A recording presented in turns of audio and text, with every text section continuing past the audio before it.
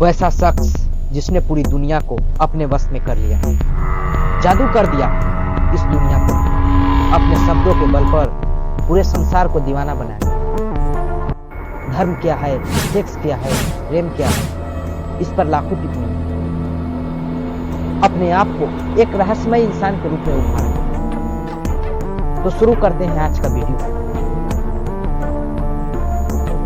ओशो का अर्थ है जो अपने आप को सागर में विलीन कर लिया है, सागर से एक हो जाने का अनुभव करने वाला। हाँ दोस्तों, आज हम बात करेंगे दुनिया के सबसे प्रसिद्ध दार्शनिकों में से एक आचार्य नीश के जीवन के पहलुओं पर।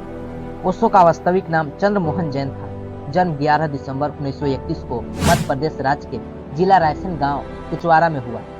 पिता श्री बाबूलाल जैन और माता सरस्वती जैन के 11 संतानों में से सबसे बड़े थे। एक भारतीय दार्शनिक, विचारक और नीश आंदोलन के प्रणेता थे। अपने संपूर्ण जीवन काल में आचार्य नीश को एक विवादास्पद, रहस्यदर्शी गुरु और आध्यात्मिक शिक्षक के रूप में देखा गया। वे धार्मिक रूढ़िवादिता के बहुत कठोर आलोचक थे, जिसकी वजह से वह बहुत ही जल्दी विवादित हो गए। उनके बचपन के अनुभवों ने उन्हें हमेशा के लिए एक अलग दृष्टिकोण प्रदान किया। उन्होंने अपनी प्रारंभिक शिक्षा रायसेन और जबलपुर में प्राप्त की। ओशो के विचार और दृष्टिकोण शुरू से ही अपने समय से भिन्न थे और इस कारण वे काफी चर्चित भी हो गए थे। ओशो ने 1950 के दशक में ध्यान और आंतरिक विकास के महत्व को समझते हुए ध्यान पर आधारित शिक्षा देना शुरू किया। उन्होंने अपने विचारों और उपदेशों के माध्यम से मानवता जागरूक किया। ओशो का मानना था कि पारंपरिक धर्म, समाज और संस्कृति ने इंसान की आत्मिक स्वतंत्रता को दबा दिया है और उसे केवल बाहरी रीति रिवाजों और कर्म कांडों तक सीमित कर दिया है। उनका विचार था कि धर्म का उपदेश जीवन के सत्य को जानने का है, न कि किसी विशेष पथ या संप्रदाय का पालन करना। उनकी शिक्षा और विचारधारा जो निम्नलिखित है। Number 1, meditation. ओशो ने ध्यान को जीवन का सबसे महत्वपूर्ण हिस्सा माना। वे मानते थे कि ध्यान के माध्यम से व्यक्ति अपनी आत्मा और परमात्मा से जुड़ सकता है। उन्होंने ध्यान के कई प्रकार जैसे डायनामिक मेडिटेशन, कुंडलिनी मेडिटेशन आदि को विकसित किया। Number 2, freedom. ओशो के अनुसार जीवन को पूरी स्वतंत्रता के साथ जीने का नाम है।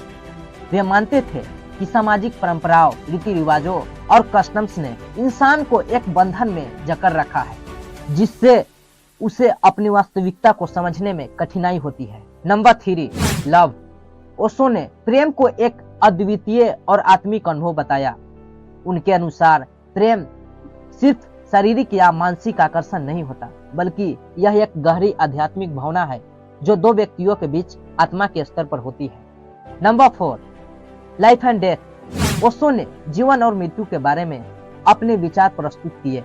उनके अनुसार मृत्यु जीवन का एक हिस्सा है और उसे भय नहीं बल्कि एक प्राकृतिक प्रक्रिया के रूप में देखना चाहिए। Number 5, sex.